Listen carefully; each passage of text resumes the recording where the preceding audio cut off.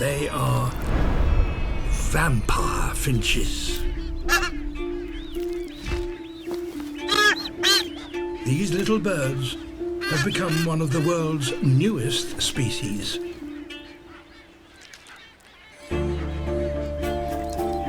She cuts the quill of a large flight feather and the blood flows. The sight of it attracts the attention of others.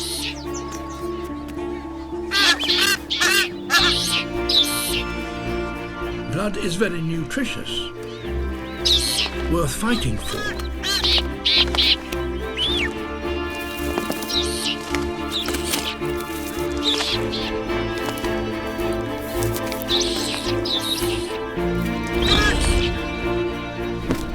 So, with this never-ending supply of food, the vampire